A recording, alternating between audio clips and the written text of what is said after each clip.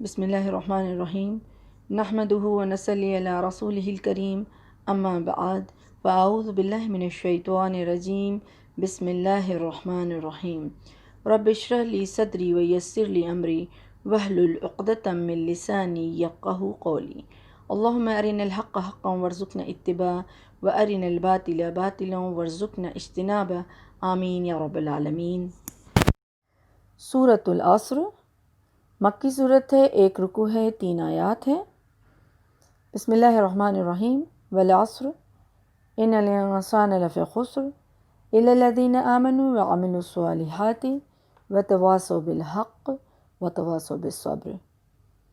قسم ہے زمانے کی، بے شک انسان خسارے میں ہے سوائے ان لوگوں کے جو ایمان لائے، نیک عمل کیے، ایک دوسرے کو حق کی تلقین کی اور صبر کی تاکید کی۔ اس صورت کو سورۃ العصر اور والعصر کے نام سے بھی جانتے ہیں۔ نزول کے اعتبار سے یہ 13واں نمبر اس صورت کا ہے۔ چھوٹی صورت جو مکے کے ابتدائی دور میں نازل ہوئی، اس میں سے ایک یہ مختصر یعنی چھوٹی سی صورت ہے۔ یہ 3 آیتوں پہ مشتمل ہے، جیسے کہ سورۃ الکوثر، سورۃ النصر۔ جامع ترین صورت مانا جاتا ہے، اس کو کہا جاتا ہے، کیونکہ بظاہر تو یہ 3 آیتوں پہ مشتمل ہے، لیکن اس کا میسج جو ہے وہ بہت ہی اہم ہے، اس کا پیغام جو ہے وہ بہت ہی اہمیت رکھنے والا ہے۔ اور یہ صورت جو ہے وہ سہل ترین صورتوں میں سے بھی کہا جاتا ہے، یعنی کہ بہت آسان ہے، آسان صورتوں میں سے ایک آسان صورت ہے۔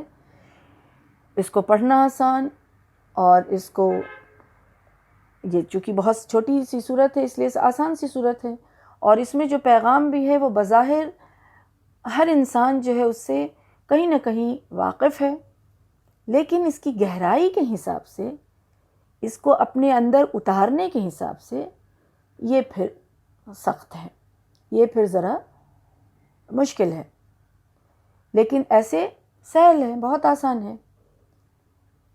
اس صورت میں اللہ سبحانہ وتعالیٰ نے انسانوں کو خسارے سے بچنے کی 4 صفت بتائی ہے کہ انسان خسارے سے بچ سکتا ہے اگر اگر ایک انسان میں یہ 4 صفتیں پائی جائے گی، جو 4 صفتوں کا ذکر اس صورت میں آ رہا ہے۔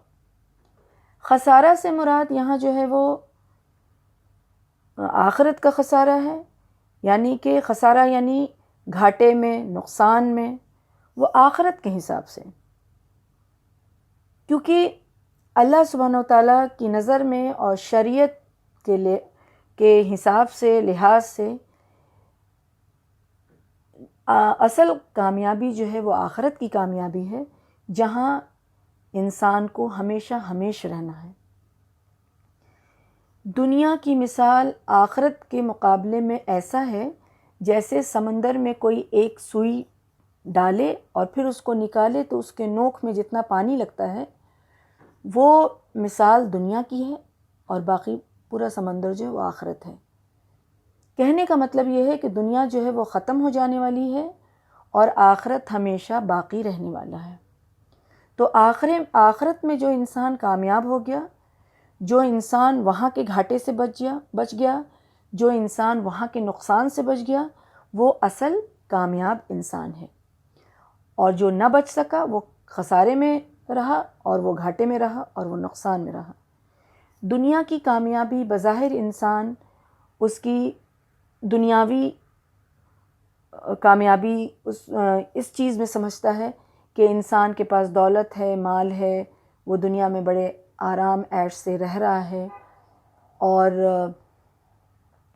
اس کے پاس ساری چیز مہیا ہے، کسی چیز کی تکلیف نہیں ہے، تو اس کو ایک کامیاب انسان دنیاوی نقطہ نظر سے اس کو وہ لوگ سمجھتے ہیں جن کے پاس علم نہیں ہے، کیونکہ قارون کے پاس بھی جب بہت خزانہ تھا تو وہ جو لوگ علم نہیں رکھتے تھے وہ کہتے تھے کہ کیسا یہ خوش قسمت انسان ہے کہ اس کے پاس اتنا خزانہ ہے، لیکن وہی لوگ اس وقت جب وہ لوگ کہہ رہے تھے کہ بہت خوش قسمت ہے، اس وقت علم والے یہ سمجھتے تھے اور وہ جانتے تھے کہ علم کا ہونا، ایمان کا ہونا جو ہے وہ زیادہ خوش قسمتی کی نشانی ہے بنسبت کے دولت اور دنیا کی ان چیزوں سے۔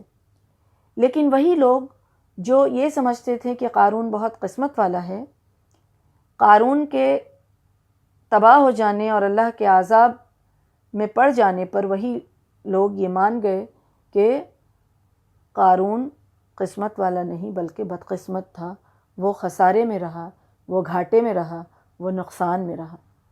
اسی طرح سے بہت دولت رکھنے والا فرعون بھی ہے، یہ کامن ہر کوئی جانتا ہے فرعون کے بارے میں، قارون کے بارے میں۔ تو فرعون کے پاس بھی دنیاوی ساری چیز تھی، لیکن وہ خسارے میں رہا، نقصان میں رہا، گھاٹے میں رہا۔ آخرت کے حساب سے وہ اب ہمیشہ دنیا کی جو 4 دن اس نے گزاری عیش سے، اب آخرت میں ہمیشہ کے لیے نقصان میں پڑ کر کے جہنم میں اس کا جگہ بنا۔ تو اس طرح سے یہ خسارہ جو اس صورت میں بیان کیا جا رہا ہے اور جس خسارے کی بات کی جا رہی ہے وہ آخرت کا خسارہ مراد ہے۔ اس صورت کی اہمیت صحابہ کرام اور علماء کرام بہت اچھی طرح سے سمجھتے تھے، اور اسی وجہ سے جب بھی صحابہ کرام دو آپس میں ملتے اور جب جدا ہوتے تو جدا ہونے سے پہلے یہ صورت ایک دوسرے کو ضرور سناتے، یعنی کہ ایک دوسرے کو تلقین کر دیتے۔ امام شافعی رحمۃ اللہ علیہ اس کے بارے میں، صورت کے بارے میں فرماتے ہیں کہ یہ صورت جو ہے وہ اتنی عظیم ہے کہ اگر ایک انسان اس صورت کو پڑھ لے اور سمجھ لے تو ایک یہی صورت جو ہے اس کے لیے کافی تھی ہدایت کے لیے۔ یعنی ان کا کہنے کا مطلب یہ تھا کہ یہ اتنی جامع ترین صورت ہے کہ یہی ایک انسان کی ہدایت کے لیے یہ صورت جو ہے کافی ہے۔ یعنی انسان جو ہے اس کو سمجھ لے، اپنی زندگی میں اس پر عمل کر لے تو ایک صورت جو اس کو کافی ہو جائے گی کامیاب ہونے کے لیے۔ بہرحال یہ صورت جو اللہ سبحانہ وتعالیٰ نے اس کا جو آغاز کیا ہے وہ اللہ سبحانہ وتعالیٰ قسم کھا رہے ہیں، اور قسم کس چیز کی کھا رہے ہیں؟ وقت کی کھا رہے ہیں، زمانے کی کھا رہے ہیں۔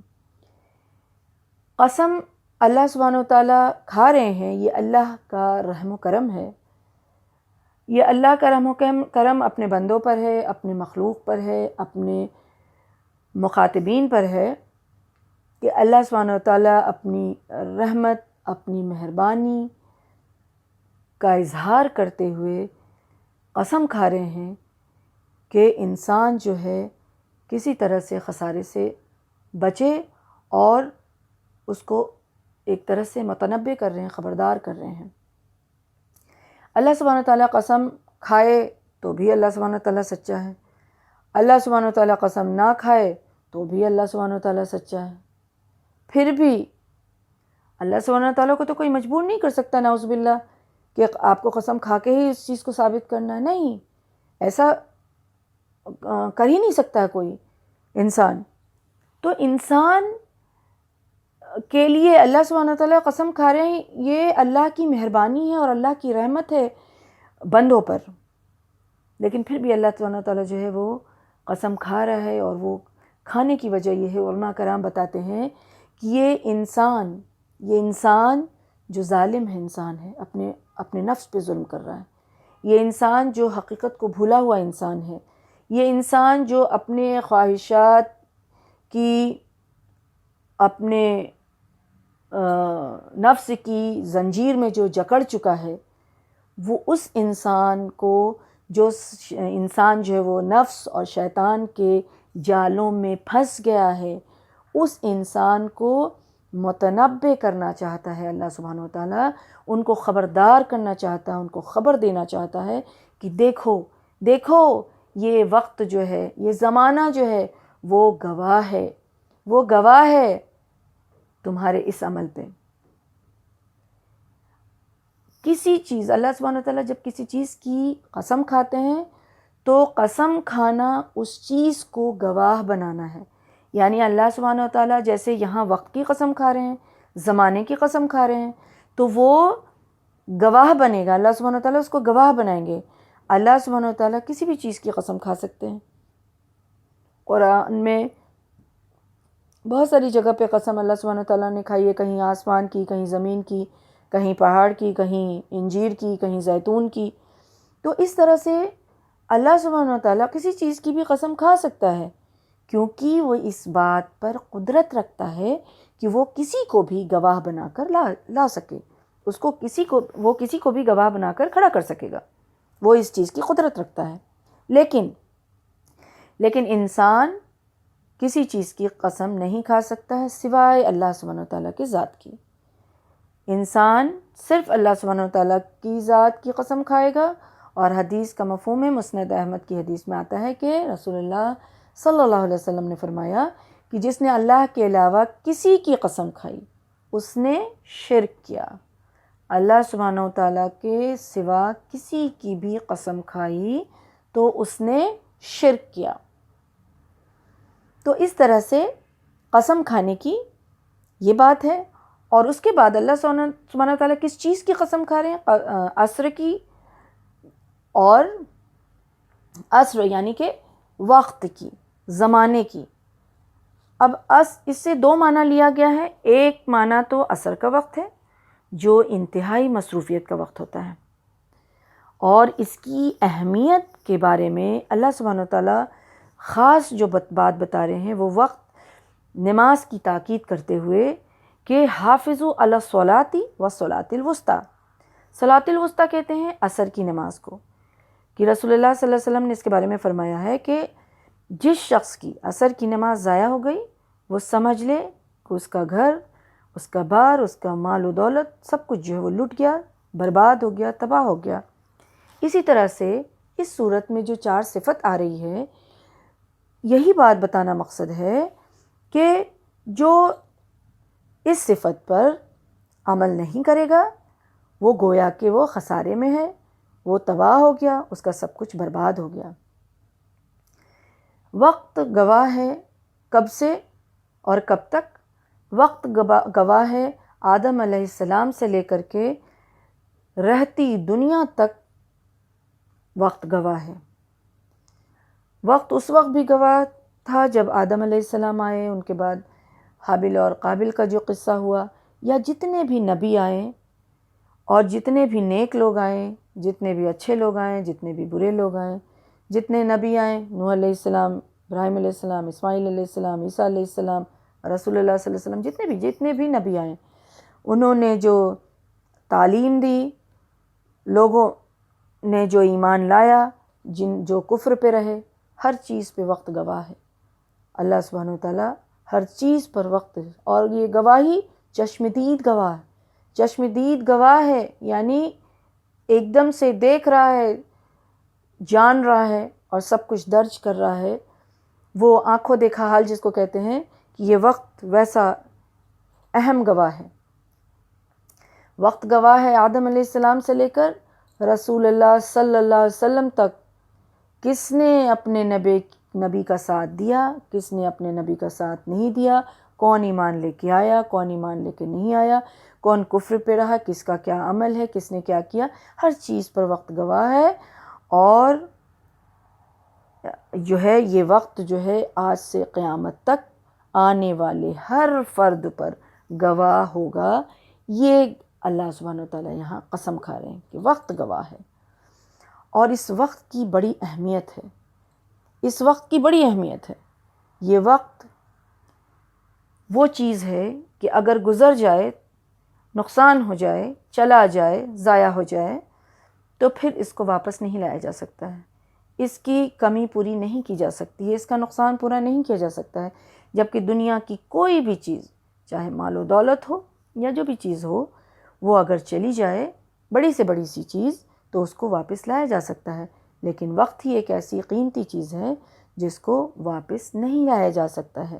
اس کی بڑی قدر اور اہمیت ہے، جس کا نقصان جو ہے وہ انسان کو خسارے میں ڈالتی ہے، اور جس کی اہمیت انسان سمجھ لے تو انسان کو خسارے سے، نقصان سے بچاتی ہے۔ اس وقت کے بارے میں انسان خسارے میں اس لیے ہے کہ کبھی جو ہے انسان کی زندگی میں ہر طرح کا وقت حالات جو ہے وہ آتا رہتا ہے، اور انسان جو ہے کبھی عبادت کرتا ہے، کبھی نہیں کرتا ہے، کبھی نافرمانی کرتا ہے، کبھی فرمان برداری کرتا ہے، کبھی نیکی کرتا ہے، کبھی نہیں کرتا ہے۔ تو اگر صحیح طریقے پر رہے گا، اگر وقت کی قدر اس کو پتہ چل جائے گی، تو پھر وہ جو بھی حالات ہیں، جیسے بھی حالات اس کے ہوں گے، تو وہ صرف اور صرف اچھے کام میں ہی لگائے گا، وقت کو ضائع نہیں کرے گا، وقت کو ضائع میں نہیں کرے گا، اور وہ پھر نقصان میں نہیں جائے گا، نقصان سے بچ جائے گا۔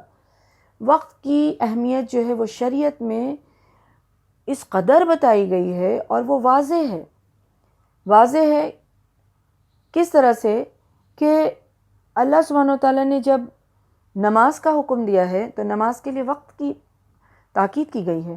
اگر ایک انسان باوضو بیٹھا ہے تو وہ وقت کا انتظار کرے گا، 5 منٹ پہلے وہ نہیں پڑھ سکتا ہے نماز، اذان نہیں دے سکتے ہیں مؤذن، کیونکہ وہ وقت ہوگا تبھی اذان دے سکتے ہیں۔ اسی طرح سے اگر انسان روزہ رکھتا ہے تو وقت ہوگا تبھی روزہ کھول سکتا ہے، وقت ہوگا تبھی پھر روزہ رکھ سکتا ہے، یعنی بند کر سکتا ہے۔ حج کرنا ہے تو لاکھ آپ کے پاس دولت ہو، مال ہو، جانا میسر ہو، لیکن آپ وہاں تک پہنچ جائیں، لیکن حج نہیں کر سکتے ہیں۔ حج کا ایک وقت مقرر ہے، زکوٰۃ دینے کا وقت مقرر ہے کہ 1 سال ہوگا، مقدار پوری ہوگی تبھی وہ وقت جب آئے گا، تبھی آپ 1 سال ہوگا تبھی آپ وہ جو ہے زکوٰۃ دے سکتے ہیں۔ اسی طرح کی ہر اللہ تعالیٰ سبحانہ تعالیٰ نے جو وقت کی اہمیت بتائی ہے اس قرآن میں اس قوم کے لیے، تو پھر اس کی قیمت کو سمجھنا کتنا ضروری ہے۔ اللہ سبحانہ تعالیٰ مومن کے بارے میں فرماتا ہے کہ ایک مومن جو ہے وہ اپنے وقت کو ضائع نہیں کرتا ہے، اور یہ وقت ایسی چیز ہے کہ جب انسان زندگی گزار دیتا ہے اور پھر جب مرتا ہے تو مرنے والوں کی بھی جو گزارش ہوگی اللہ سبحانہ تعالیٰ سے، وہ تھوڑا وقت ہی مانگے گا اللہ سبحانہ تعالیٰ سے کہ تھوڑا وقت، تھوڑا مہلت دیا جائے تاکہ ہم پھر سے اچھے عمل کر کے آ سکیں۔ اسی طرح سے آخرت میں بھی جو سوال ہوگا اس میں بھی اس وقت کے بارے میں سوال ہوگا۔ آخرت میں جب سوال ہوگا کہ حدیث کا مفہوم ہے کہ ابن آدم کے قدم جم جائیں گے جب تک کہ وہ 5 سوالوں کے جواب نہیں دے دے گا، اور وہ 5 سوال کیا ہوگا؟ وقت کہاں لگایا، اپنا وقت کہاں لگایا، کس چیز میں لگایا، تو یہ سوال ہوگا۔ دوسرا سوال ہوگا کہ جوانی کہاں گزاری، جوانی کہاں لگایا، یعنی جوانی کیا ہے؟ زندگی کا ایک فیز ہے، ایک حصہ ہے، اور یہ پرائم ٹائم ہے انسان کے زندگی کا، تو وہ اس وقت کے بارے میں بھی پوچھا جائے گا، یہ بھی وقت ہی ہے، اس کے بارے میں بھی سوال ہوگا۔ پھر علم کتنا حاصل کیا، کتنا اس پہ عمل کیا، مال کہاں سے کمایا، مال کہاں خرچ کیا، ان 5 سوال کا جب تک ابن آدم جو ہے وہ جواب نہیں دے گا تب تک اس کے قدم جو ہے وہ وہاں سے نہیں ہل سکیں گے آخرت میں۔ اسی طرح سے جہنم میں جو جائیں گے ان کی تو خیر بات ہی چھوڑیے، وہ تو خسارے میں پڑ گئے تو پھر ہر چیز کا مطالبہ کریں گے اور پچھتائیں گے۔ اللہم لا تجعلنا منہم۔ لیکن جو جنت میں جائیں گے، جو جنت میں جانے والے انسان ہوں گے، وہ بھی پچھتائیں گے، اور ان کا پچھتاوا کیا ہوگا کہ جنت میں جب ایک انسان پہنچ جائے گا اور اپنے اونچے درجات والوں کو دیکھے گا، اور ایک جنت میں جو درجات ہیں وہ ایک درجہ اور دوسرے درجے میں جو فاصلہ ہے وہ کتنا فاصلہ ہے؟ وہ زمین اور آسمان تک کا فاصلہ ہے۔ ایک زمین اور آسمان میں جتنا فاصلہ ہے، جنت کے ایک درجے سے دوسرے درجے میں اتنا فاصلہ ہوگا۔ تو جب اوپر نگاہیں وہ اٹھائے گا اور جب دیکھے گا وہ بلندی، وہ مقام، تو وہ حسرت کرے گا کہ کاش ہم دنیا میں تھوڑا سا بھی اپنا وقت جو ہے وہ ضائع نہیں کرتے، اور کاش کہ ہم اللہ کے ذکر میں اور اللہ کی راہ میں لگائے ہوئے ہوتے تو آج مجھے بھی وہ مقام ملتا اور ہم اس مقام پہ ہوتے۔ یعنی جنت میں جانے والے بھی جو جس چیز کے لیے پچھتائیں گے وہ اپنے وقت کو ضائع کرنے پر ہی پچھتائیں گے کہ کاش اچھے عمل کر اور زیادہ کرتے۔ تو مسلمانوں کو، قوم کو وقت کی اہمیت جان لینا چاہیے، اور یہی چیز اللہ سبحانہ وتعالیٰ کا مقصد ہے کہ جب وقت مل رہا ہے تو اس کو صحیح چیز میں لگا لو، استعمال کر لو۔ وقت کی اہمیت جو بھی سمجھ جائے گا وہ جو ہے ایمان اس کا اچھا ہوگا، ایمان لے کے آ جائے گا، ایمان لائے گا۔ جو وقت کی اہمیت سمجھ جائے گا وہ سب سے پہلے کیا کرے گا؟ وہ ایمان لے کے آئے گا۔ اور اس وقت کی اہمیت اتنی ہے کہ جو ایمان والے نہیں بھی ہیں، دنیاوی نقطہ نظر سے بھی اگر دیکھا جائے تو جو ایمان والے نہیں ہیں اور وہ وقت کو ضائع نہیں کرتے ہیں تو دنیاوی امور میں دیکھیے کہ وہ کہاں سے کہاں پہنچ جاتے ہیں۔ جو وقت کو ضائع نہیں کرتے ہیں وہ خوب کامیاب کر رہے ہیں، خوب انوینشن ہو رہا ہے، اور کہاں کہاں سے زمین سے لے کے آسمان اور چاند اور ستارے تک پہنچے جا رہے ہیں، وہی لوگ جو وقت کو ضائع نہیں کرتے ہیں۔ تو اس طرح سے جو ایمان والے نہیں ہیں وہ بھی اگر اس وقت کی اہمیت کو پہچانتے ہیں تو پھر دنیاوی اس میں وہ ترقی کر رہے ہیں، اور دنیا کے لحاظ سے وہ آگے سے آگے بڑھ رہے ہیں جس راہ میں وہ چاہ رہے ہیں۔ اللہ کی مرضی، اور اللہ تعالیٰ تو ان لوگوں کو تو دنیا میں تو دے گا ہی، تو یہ چیز ان کے ساتھ ہے۔ لیکن جو وقت کی قدر پہچان لے انسان اور وہ ایمان لے آئے، تو سب سے پہلے وقت کی اہمیت کو پہچاننے والا انسان کیا کرے گا؟ وہ ایمان لائے گا۔ اس وقت کو سمجھنے اور اس صورت کا معنی جو سمجھنا تھا، تو ایک شخص فرماتے ہیں اس کے بارے میں کہ میں نے اس صورت کا معنی اس وقت سمجھا جب ایک برف فروخت کو برف بیچتے ہوئے یہ صدائیں لگاتے ہوئے سنا کہ وہ کہہ رہا تھا کہ اس شخص پہ رحم کر دو جس کا سرمایہ دم بدم پگھل کر ضائع ہوتا چلا جا رہا ہے۔ کیا مطلب ہے کہ وہ شخص کیا کہہ رہا تھا کہ میرا سرمایہ، میرا مال، میرا سامان، جو چیز ہم بیچ رہے ہیں وہ کیا ہے؟ برف ہے، اور برف جو وہ پگھل رہا ہے، تو مجھ پر رحم کرو اور جلدی سے خرید لو، ورنہ ہم خسارے میں ہوں گے، گھاٹے میں ہوں گے، جائیں گے، نقصان میں ہو جائیں گے۔ دوسری کوئی بھی چیز انسان جب بیچتا ہے تو وہ آج نہیں بکے گا، کل بکے گا، کل نہیں بکے گا، پرسوں بکے گا، لیکن وہ چیز تو اس کا ضائع نہیں ہو رہا ہے، لیکن برف۔ اسی طرح سے انسان کی زندگی ایک برف کی مانند ہے کہ انسان کا پل پل جو گزر رہا ہے، منٹ منٹ اور گھنٹہ جو گزر رہا ہے، وہ قریب پہنچ رہا ہے۔ ایک ایک سانس جو انسان لے رہا ہے اور وہ جو گزر رہا ہے وہ وقت، وہ انسان کو موت تک پہنچا رہی ہے، موت کے قریب لے جا رہی ہے اور آخرت کے قریب لے جا رہی ہے۔ تو یہ زندگی کی حقیقت ہے کہ انسان جو ہے وہ برف کی مانند ہے۔ اب یہاں خسارے کی بات آئی تو اب اللہ سبحانہ وتعالیٰ فرما رہے ہیں کہ یقیناً سارے انسان خسارے میں رہیں گے سوائے ان لوگوں کے جو یہ 4 کام کریں گے، یعنی یہ 4 کام کرنے والے خسارے میں نہیں رہیں گے۔ وہ 4 کام کیا ہے؟ پہلا کام ہے ایمان لے کے آنا، دوسرا کام ہے عمل صالح کرنا، تیسرا کام ہے ایک دوسرے کو حق کی تلقین کرنا، اور چوتھا کام ہے صبر کی تاکید کرنا۔ ایمان لانے کی بات، ایمان تو انسان لے آتا ہے۔ ایمان کے کتنے ارکان ہیں؟ ایمان کے 6 ارکان ہیں۔ وہ کیا ہیں؟ اللہ سبحانہ وتعالیٰ پہ ایمان لانا، اللہ کی کتابوں پر ایمان لانا، اللہ کی فرشتوں پہ ایمان لانا، رسولوں پر ایمان لانا، قیامت کے دن پر ایمان لانا، اور اچھی بری تقدیر پہ ایمان لانا۔ چلیے، ایک انسان ایمان لے آتا ہے اور کہتا ہے کہ ہم ایمان لے آئے ان چیزوں پہ، لیکن یہاں مراد حقیقی ایمان ہے۔ حقیقی ایمان سے مراد کیا ہے؟ جب انسان زبان سے اس چیز کا اقرار کر رہا ہے تو دل میں وہ چیز پیوست ہونی چاہیے، دل میں پکا یقین ہونا چاہیے، پختہ ہونا چاہیے، پختگی آنی چاہیے، کسی طرح کا بھی شک اور شبہ نہیں ہونا چاہیے۔ اب ہم اللہ سبحانہ وتعالیٰ پر ایمان لے کے آ گئے، اور اللہ سبحانہ وتعالیٰ خالق ہے، اللہ سبحانہ وتعالیٰ مالک ہے، اللہ سبحانہ وتعالیٰ رازق ہے، ایمان لے کے آ گئے، اللہ سبحانہ وتعالیٰ حاکم ہے، ایمان لے کے آ گئے۔ اب میرا دعویٰ ہے کہ ہم ایمان لے کے آ گئے، لیکن حقیقی ایمان کیا ہے؟ جب اللہ سبحانہ وتعالیٰ کو خالق مانا، اللہ سبحانہ وتعالیٰ کو رازق مانا، اللہ سبحانہ وتعالیٰ کو حاکم مانا، تو پھر اگر ایک کسی انسان کے پاس دیکھیے اگر کوئی بچہ نہیں ہو رہا ہے تو لوگ کہاں چلے جاتے ہیں؟ غلط راستہ اختیار کرتے ہیں، ناجائز طریقہ اختیار کرنا شروع کر دیتے ہیں، اور اس جگہ اس کے پاس چلے جاتے ہیں جو کوئی اختیار نہیں رکھتا، اس سے جاتے ہیں اپنی التجا کرنے اور اپنی مرادیں رکھنے اور اپنی حاجات رکھنے، اور ان سے مانگنے پہنچ جاتے ہیں۔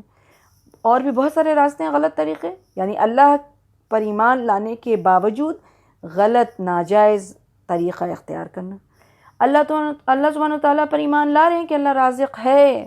اللہ سبحانہ و تعالیٰ جب رازق ہے، رزق میں تھوڑی کمی ہو گئی، رزق میں کبھی دیر ہو گئی، رزق میں کبھی گھاٹا ہو گیا، کبھی نقصان نظر آیا، تو پھر اس کے لیے ناجائز طریقہ اختیار کیا، یا پھر ہمیں اور رزق چاہیے، اس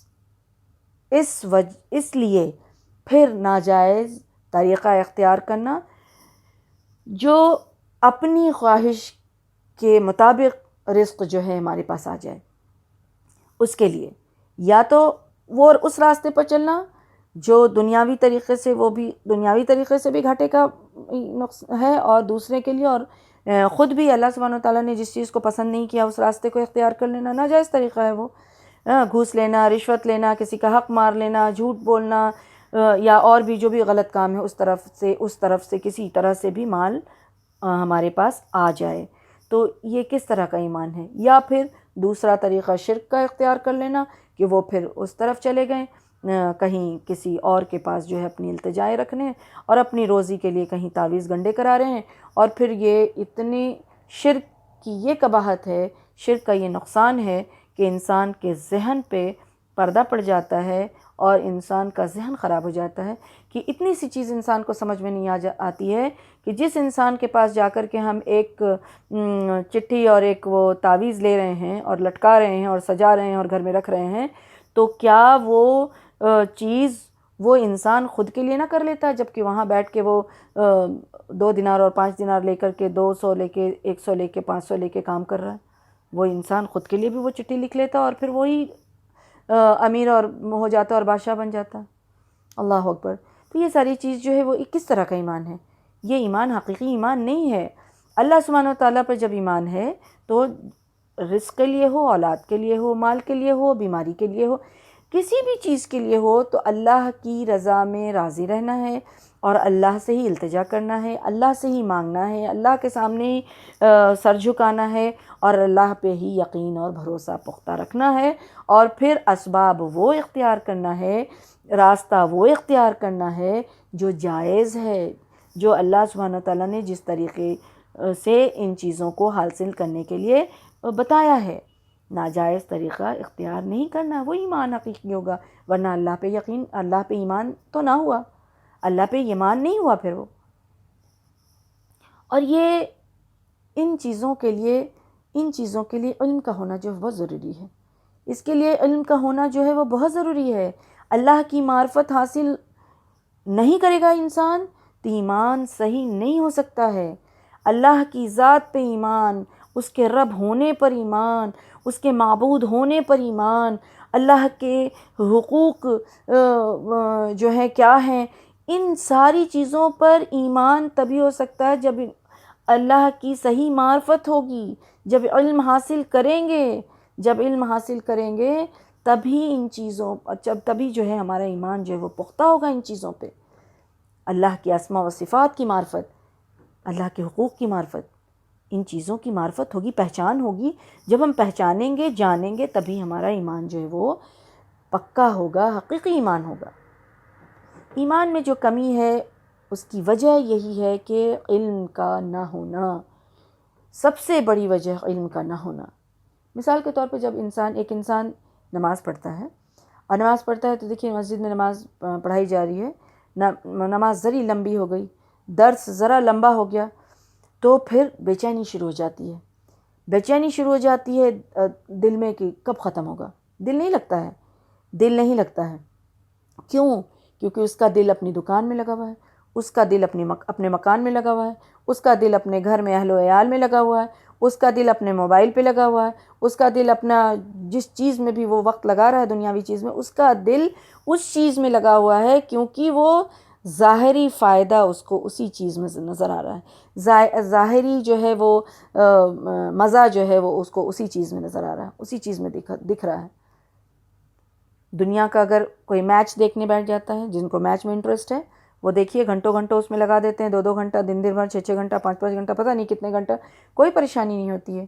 انسان جاب میں جا رہا ہے، انسان جو ہے وہ دکان مینٹین کر رہا ہے، انسان جو ہے آج کل موبائل میں اس طرح سے وقت کو لگا رہا ہے تو گھنٹوں گھنٹوں جو ہے وہ اپنے کسی ایک اس پر بیٹھا ہے اور اس کو کوئی بھی گھبراہٹ نہیں ہوتی، آرام سے اس کا وقت گزر رہا ہے، آرام سے اس کا وقت گزر رہا ہے، بے چینی نہیں ہو رہی. کیوں؟ کیونکہ اس چیز میں اس کا انٹرسٹ ہے. مارکیٹ میں انسان گیا اور گھنٹوں گھنٹوں گزر رہا ہے، وقت ضائع ہو رہا ہے، کوئی تکلیف نہیں ہو رہی ہے، کوئی تکلیف نہیں ہو رہی ہے، اور اگر ہو رہی ہے تو اس کی شکایت نہیں ہے، ہو رہی ہے تو اس کی کوئی شکایت نہیں ہے. لیکن نماز اور اللہ سبحانہ وتعالیٰ کی معرفت حاصل کرنے کے لیے، علم حاصل کرنے میں تھوڑا وقت لگانا پڑتا ہے. خیر کے کاموں میں تو بہت تکلیف ہوتی ہے اور اس کی شکایت شروع ہو جاتی ہے اور اس کا رونا رونے لگ جاتے ہیں. کیوں؟ کیونکہ اللہ کی معرفت حاصل نہیں ہے، اللہ کی عظمت کو نہیں پہچانتا انسان، اللہ کی شان کو نہیں پہچانتا انسان، اس کے حقوق کیا ہیں وہ نہیں جانتا انسان، علم نہیں ہے اس کی قدرت کتنی ہے، اس کی قدرت کاملہ کے بارے میں انسان کو علم نہیں ہے. اسی لیے انسان بے چینی اس کو فیل ہوتی ہے، وہ گھبراتا ہے، اور ان چیزوں میں بس اگر کیا تو ایک رسمی طور پہ کر لیا، اور نہیں کرنے والے تو بس اللہ سبحانہ تعالیٰ سب کو ہدایت و توفیق دے اور چن لے ان چیزوں کے لیے کہ اللہ سبحانہ تعالیٰ اپنی معرفت حاصل کرنے کی جو ہے وہ توفیق دے کہ اللہ کی پہچان ہو. جب اللہ کی پہچان ہوگی تو پھر اللہ تو سبحانہ تعالیٰ کی قدرت کاملہ کا احساس ہوگا، تو انسان جو ہے پھر وہ ایمان جو ہے اس کا وہ حقیقی ایمان جو ہے اس کے اندر انشاءاللہ آئے گا.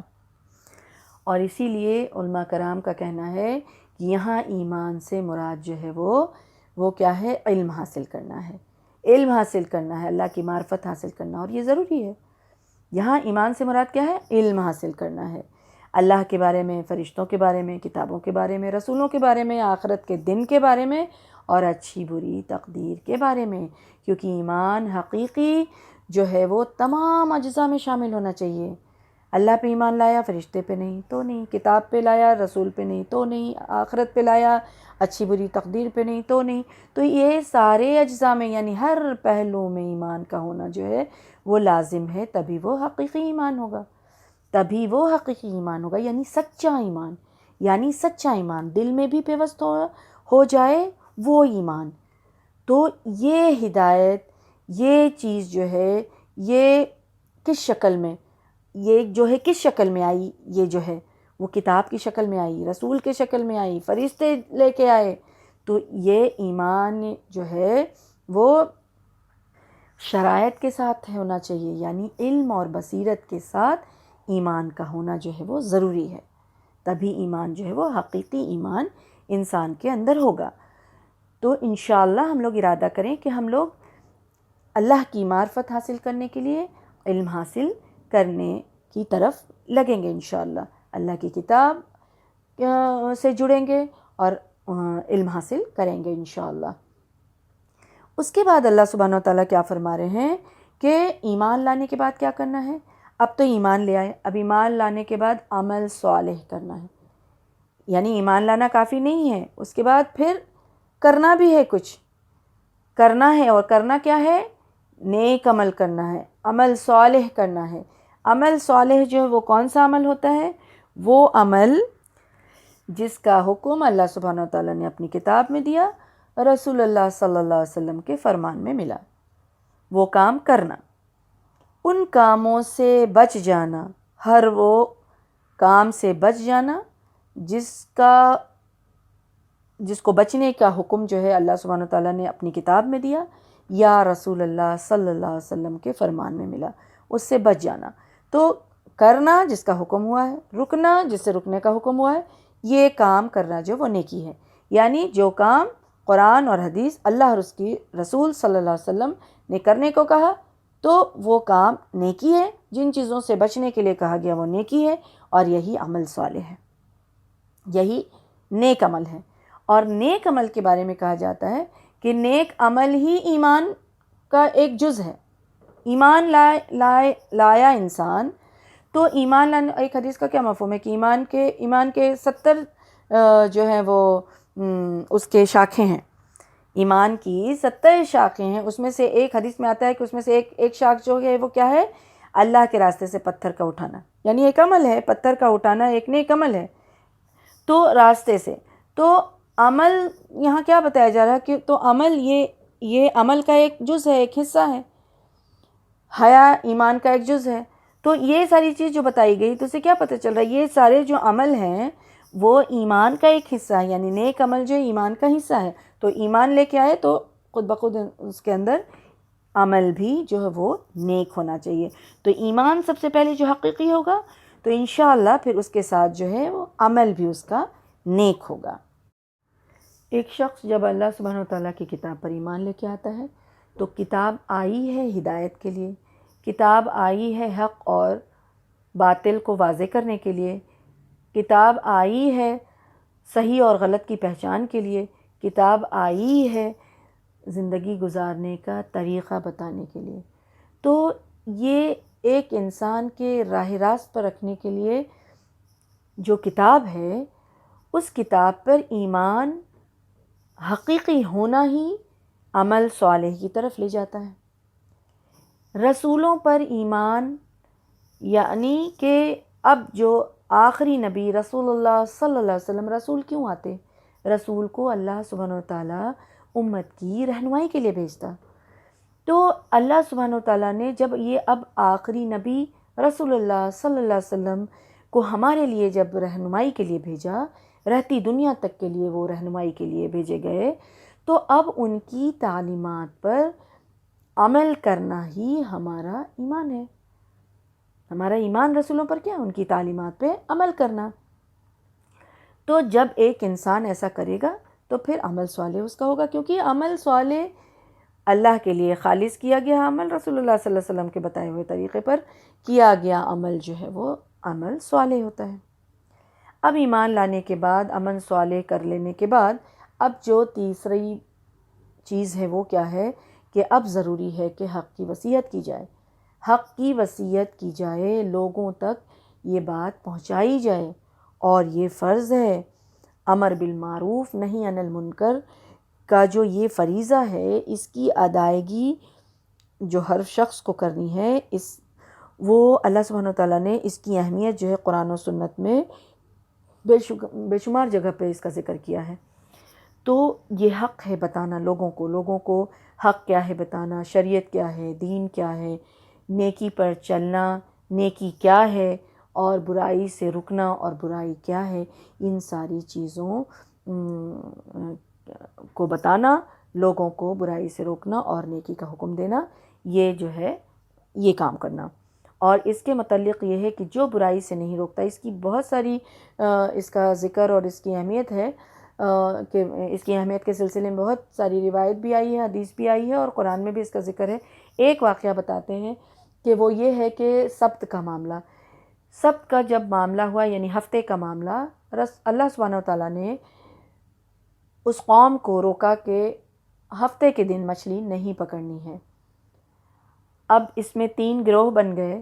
ایک گروہ مچھلی پکڑنے والے تھے، ایک گروہ مچھلی نہیں پکڑنے والے تھے، اور تیسرا جو گروہ تھا وہ مچھلی نہیں پکڑتا تھا اور وہ پکڑنے والے کو روکتا بھی تھا. یعنی ایک گروہ اللہ کی فرما برداری کرنے والا، ایک نافرمانی کرنے والا، اور ایک گروہ فرما برداری کرنے کے ساتھ ساتھ نافرمان گروہ کو روکنے والا. تو جب اللہ سبحانہ وتعالیٰ کا اس نافرمانی پہ عذاب آیا تو 2 گروہ کو اللہ سبحانہ وتعالیٰ نے اپنے عذاب میں جکڑ لیا. وہ کون سے 2 گروہ تھے؟ ایک نافرمانی کرنے والے اور ایک فرما برداری کرنے والے. بچ گئے کون سے گروہ؟ جو اللہ کی پکڑ میں نہیں آئے، وہ فرما برداری کرنے کے ساتھ ساتھ انہوں نے نافرمانی سے روکا تھا لوگوں کو حق کی تلقین کی تھی، تو اس کو اللہ سبحانہ وتعالیٰ نے اپنے عذاب سے بچا لیا. اور 2 گروہ فرما بردار گروہ بھی اس میں پکڑے گئے کیونکہ انہوں نے دوسروں کو حق کی تلقین نہیں کی تھی. اس طرح سے بہت ساری باتیں ملتی ہیں.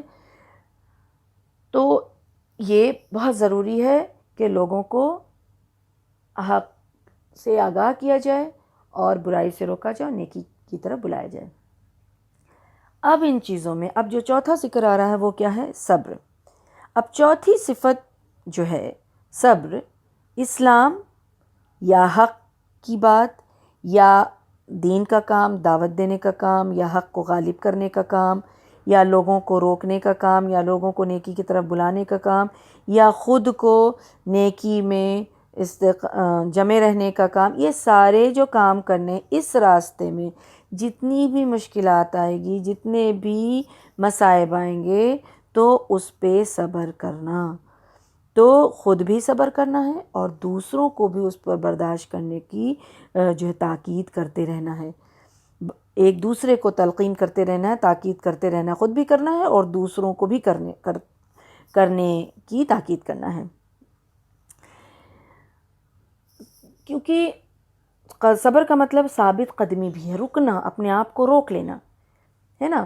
اللہ سبحانہ وتعالیٰ نے جن چیزوں سے روک دیا ہے، منع کیا ہے، اس سے اپنے آپ کو روک لینا بھی صبر ہے، اور مصیبت کے وقت میں بھی جو ہے وہ اپنے آپ کو روکنا، مصیبت کے وقت میں برداشت کر لینا، اب جو جن چیزوں سے اللہ نے منع کیا ہے اس سے روک لینا۔ اب اللہ سبحانہ وتعالیٰ نے جب انسان ایک روزہ رکھتا ہے، جی چاہ رہا ہے اس کا کہ وہ بھوک پیاس لگ رہی ہے، کوئی نہیں دیکھ رہا، چلو کھا لیں، لیکن نہیں، اللہ نے روکا ہے اس سے، تو وہ رک جاتا ہے، تو وہ رکنا صبر ہے۔ اسی طرح سے نماز میں، اسی طرح سے ہر نیک کام میں، ہر کوئی چیز راستے میں گری پڑی ہے، اب وہ اٹھا لے لیکن نہیں، وہ اللہ کو رکتا ہے، وہاں اپنے آپ کو روکتا ہے، تو یہ رکنا کیا ہے؟ صبر کر لینا ہے۔ اسی طرح سے ہر معاملے میں، ہر برائی میں، چوری سے انسان، سود سے انسان، غیبت سے انسان، عیب نکالنے سے، کتنی بھی جو دنیا میں برائی ہے، جب انسان اس سے رکتا ہے، اپنے آپ کو روک لیتا ہے، تو وہ صبر کرنا ہے۔ پھر کیا ہے؟ اور خصوصی جو ہے وہ گناہ کبیرہ، کبائر سے رکنا جو ہے وہ بہت ضروری ہے۔ اچھا، دوسرا جو بات ہے وہ کیا ہے کہ اللہ کی طرف سے جو بھی پریشانی آتی ہے، جیسے کہ موت کا آ جانا، کبھی ایکسیڈنٹ کا ہو جانا، کبھی بیماری میں مبتلا ہو جانا، تو ان چیزوں پر اپنے آپ کو روک کر کے رکھنا، یعنی کہ غلط طریقہ اختیار نہیں کرنا اس کے لیے، تو اللہ سے ہی مانگنا، اللہ کے لیے ہی اپنے آپ کو غلط الفاظ اختیار کرنے سے روک لینا، غلط بات کہنے سے روک لینا، کسی پہ الزام لگانے سے روک لینا، یہ ساری چیز جو ہے، کیونکہ جو بھی چیز ہوئی وہ اللہ کی طرف سے ہوئی، تو یہ آزمائش اور پھر یہ پریشانی جو ہے، اس میں اپنے آپ کو روک لینا، یہ بھی صبر ہے۔ تو اس طرح سے صبر کی میں خود بھی صبر کرنا اور دوسروں کو بھی تلقین کرنا۔ تو اس صورت میں جو بات آئی وہ مینلی کیا تھا کہ ہم اور آپ صورت کی اہمیت کو سمجھیں، اور سمجھیں گے تبھی ہم اس کا اہتمام کریں گے، جیسے صحابہ نے سمجھا اور اس کو اس لیے پڑھتے تھے کہ اپنے آپ کو بھی خسارے سے بچائیں اور دوسروں کو بھی اس کی یاد دہانی کراتے تھے، اور اس کی اہمیت کو سمجھنے کے بعد یہ ہوا۔ اسی طرح سے نماز کے بارے میں عصر کا وقت، جو ایک تو وقت کی اہمیت کو پہچاننا ہے کہ وقت کو ضائع نہیں کرنا ہے، چھوٹی چھوٹی چیز میں بھی اگر ہم 5 منٹ بھی کسی چیز میں ضائع کرتے ہیں تو وہ دیکھنا یہ ہے کہ وہ 5 منٹ میں ہم اللہ کا کیا ذکر کر سکتے تھے، ہم اللہ کے ذکر میں سبحان اللہ پڑھ سکتے تھے، استغفار پڑھ سکتے تھے، کلمہ کو پڑھ سکتے تھے، تو ہمارا اجر، ہماری نیکی لکھی جاتی۔ تو اس طرح سے وقت کی اہمیت، اور عصر کے وقت کی جو اہمیت کی بات آئی، تو نماز عصر کی اہمیت اور وہ جو وقت ہے اس میں عصر سے مغرب تک کے جو مغرب کی نماز جو ہوتی ہے اس کا جو درمیان ہے، اس میں عبادت کرنے میں انسان کو مشغول رہنا چاہیے، نماز ہے، اذکار ہے، تسبیح ہے، قرآن ہے، اس طرح کے نیکی کے کام اس دوران میں کرتے رہنا چاہیے، کیونکہ حدیث میں آتا ہے کہ رسول اللہ صلی اللہ علیہ وسلم نے فرمایا کہ جس نے 2 ٹھنڈے وقت کی نماز پڑھی وہ جنت میں جائے گا۔ تو نماز ایک تو ضائع نہیں کرنا ہے، اور اس وقت کو جو ہے وہ ذکر اذکار میں گزارنا ہے۔ صحیح مسلم میں آتا ہے کہ رسول اللہ صلی اللہ علیہ وسلم نے ایک جگہ نماز پڑھائی عصر کی، اور فرمایا کہ اے میرے صحابہ، یہ وہ نماز ہے جو پہلے کی امت پر بھی تھا، لیکن لوگوں نے اس کو ضائع کیا تم اسے پڑھا کرو، اللہ تم کو دوہرا اجر دے گا۔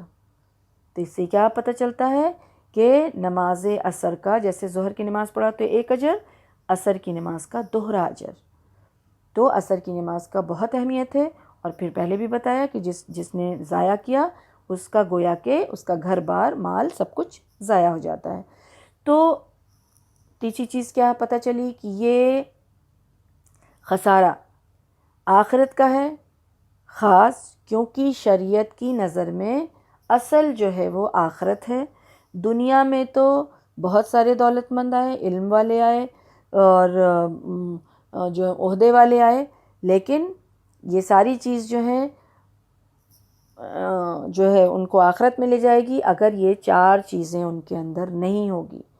چار چیزیں نہیں ہوگی تو وہ خسارے میں ہیں، دولت ہونے کے باوجود، دنیاوی علم ہونے کے باوجود، اور ان کو منصب یعنی کہ اگر وہ بڑے بڑے اونچے عہدے پر ہیں وہ ہونے کے باوجود بھی اگر یہ چار چیز نہیں ہے ایک انسان میں تو وہ خسارے میں ہے اور وہ جہنم میں جانے والوں میں ہوگا۔ چوتھی چیز کیا پتہ چلی کہ ایمان عمل کے بعد، عمل جو ہے جب انسان جو ہے نیک عمل کرتا ہے تو امر بالمعروف نہی عن المنکر کرنا ضروری ہے، ورنہ وہ خسارے میں پڑے گا۔ یعنی ایمان لائے گا، نیک عمل کرے گا اور پھر دوسروں کو بھی اس کی تلقین کرنا ہے، ورنہ وہ خسارے میں ہی ہوگا، نقصان میں ہی ہوگا، گھاٹے اٹھانے والوں میں ہی شامل ہوگا۔ اب یہ چیز واضح ہو جائے اس کے لیے سنن ترمذی اور مسند احمد کی روایت میں آتا ہے کہ رسول اللہ صلی اللہ علیہ وسلم نے فرمایا کہ تم بھلائی کا حکم دو، برائی سے روکو، نہیں تو وہ دن دور نہیں کہ اللہ تمہارے اوپر عذاب مسلط کر دے گا۔ یعنی یہ عذاب جو ہے وہ کیا ہوگا؟ دشمن کی شکل میں ہوگا، ظالم حاکم کی شکل میں ہوگا، مال ضائع ہونے کی شکل میں ہوگا، اور جو ہے وہ دنیا کے کوئی بھی دوسرے مصائب میں، دنیا کے کوئی بھی دنیاوی نقصان کی شکل میں ہو سکتا ہے یہ عذاب۔ اگر تم اس کو اور پھر اس کے بعد تم ان مصائب یعنی جو اللہ تمہارا سبحانہ وتعالیٰ تمہارے اوپر عذاب مسلط کریں گے اس پر اگر تم اب دعائیں کرو گے تو اللہ قبول نہیں فرمائے گا۔